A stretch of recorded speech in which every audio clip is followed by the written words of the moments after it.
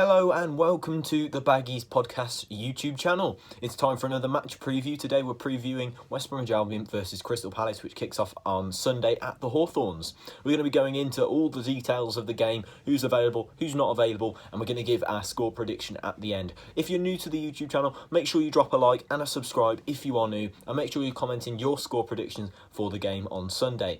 And if you haven't already, listen to this week's episode of the Baggies podcast, where we look back on a fantastic win against Sheffield United, and we also delve into a little bit of this game, but the main match preview, of course, is always on the YouTube channel.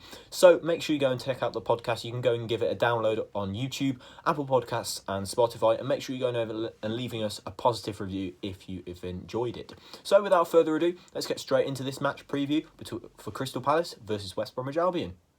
So I'm sure, as most of you are Baggies fans, you are perfectly aware of the score of our last game, which was a 1-0 victory against Sheffield United, giving us our first win of the season. Obviously, very glad to finally have that burden off our shoulders, really, with the not winning a game in the Premier League this season. Of course, our only win before that coming against Harrogate Town. But we managed to get the win against Sheffield United. Some might say we were a bit lucky, and I might be inclined to agree with them. But certainly, when you're on balance of the game, you feel like you might have been the better side. Not necessarily having the better chances, because we know Sheffield United couldn't finish their dinner in that particular game.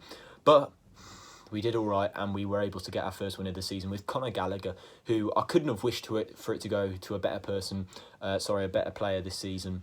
And his goal winning the game for us, really.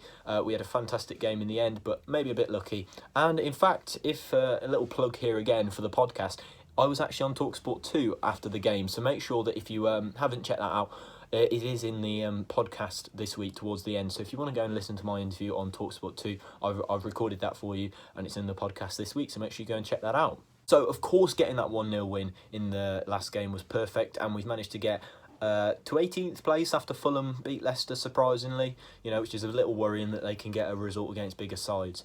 But this game against Crystal Palace comes with, a big chance to win a game. They've not been in their best form. They lost their past 2 games, and there's a chance that we could potentially nip in and get a result, and I'd really like to see that. We've been playing well of late. The game against Manchester United, unlucky. Game against Tottenham, definitely unlucky. So in those 2 games, we've had pretty decent performances, and it shows that the players are really, giving 100%. And we can see that. We can see everybody running around, putting in 100% effort, and not giving up at all. And that's embodied in the spirit of a lot of the players, and that's really good to see. It shows that people who were calling for Slaven Bilic to be sacked earlier on in the season, perhaps need to have a little rethink and think the players are really working hard in order to keep him. So they're not like they don't want him out or anything, which is a good thing. And they're starting to show obviously a result in the last game, and potentially one here against Crystal Palace.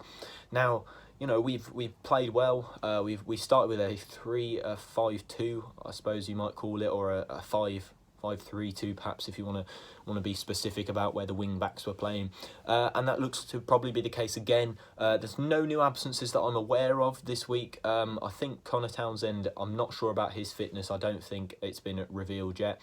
But yeah, it looks to be a similar lineup, really. I wouldn't really change anything, to be quite honest. I might give Grady Diangana a few minutes, depending on the way the game has gone, because I do like him. He hasn't been his best form this season, but he certainly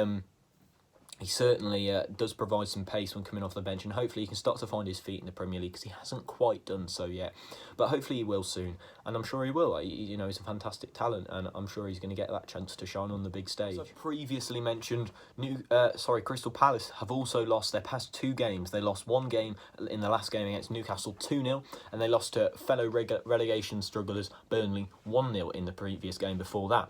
So there's a potential, win on the cards here if we play the game right. Of course, I think they're still without Wilfried Zaha, if I'm right in thinking. I'm not 100% sure, but he hasn't been available for the past couple of games, and I think that's probably why they've lost, to be honest. They do tend to not perform just as well with Wilfried Zaha in the side, so there is a chance that we might be able to little sneak of a win here, which obviously would be awesome in order to propel ourselves away from relegation troubles, which of course is the aim this season. Everybody thinks we're going to go down. So, that's quite a low expectation, I suppose, but it is a hard task, and is going to be a hard task for Slaven and his side. So hopefully I say that with a bit of caution that we're going to be able to go and get a win. Yeah, the star man is obviously Wilfried Zaha, but a player that I tend to look at, when Crystal Palace are playing is Luka Milivojevic. He's one of those crucial players in the team that does the dirty work and gets his hands dirty. Perhaps can be a bit, bit dirty and a bit of gamesmanship going on in there, but certainly makes the cogs tick for Crystal Palace, and certainly keeps them moving. But obviously Wilfried Zaha, if he does play, he's their star player. But there's a number of good players, obviously managed by Roy Hodgson, who of course managed us in one of my favourite seasons actually as an Albion fan. So he's a former coach. He'll be coming back to the Hawthorns. Of course, if we were there, we'd probably give him a warm welcome. I do think a lot of him as a manager, but he hasn't got the best Crystal Palace side. They've got a cohesive group, and a good. No, only individual really is Zaha, but the rest of them really do work as a team. Zaha being the star man, and it's surprising that he hasn't actually found himself a move. I expected that fully in the summer. It's one of the best. It's as good as a new transfer for Crystal Palace being able to keep Zaha, but obviously if he's not available for them, they might find themselves in a bit of a pickle regarding the way that they play, because they do run through him quite a lot. I mean, they do have quite a cohesive group behind him and quite a good team spirit, but Zaha is that end product really, and it's usually the one to put the ball in the back of the net. So for me, Zaha's got to be fit for Crystal Palace to really get a result against us. So it's going to be an interesting one to see how we get on. I feel like we might just have the edge, if I'm being honest. With the way we played last week, I feel like there's a chance that we might be able to get a win.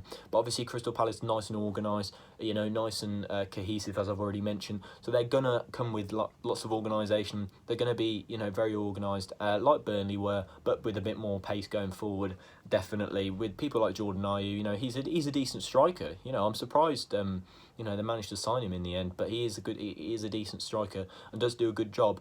Obviously, there's plenty of other players that I could name, but Zaha is really the standout one. Milivojevic is just one that I personally, take note of, and see he's a good player. And then Ayew just score some goals for them, really. He's there at the end of a lot of good moves for Crystal Palace, which is going to be interesting to see if our defence can keep those good players out. And I feel like I've got confidence in them. The defence looks a lot more organised over the past 3 games than it has done for quite a while. So I'm going to give my score prediction now. I think it is going to be a 1-0 win to West Brom again. I've got a feeling it's either going to be 1-0 or 2-1. It's going to be a close game, really, with very fine margins indeed. So that is my score prediction, and that is my match preview for this week. But if you have enjoyed it, make sure you drop a like on the video. Make sure you just subscribe in if you are new. That is a pivotal bit. We're trying to get to 200 subscribers as a bit of a short-term goal, and then 1,000 subscribers is obviously the long-term goal. So make sure you're going and checking out our podcast, which came out on Monday evening, and will be out every Monday evening, for now until for quite a while. So make sure you go and check that out. Make sure you go and drop it a follow on Spotify and Apple Podcast, and we'll see you in the next video. Thank you very much for watching, and comment your score prediction, and I'll see you in the next video. Goodbye.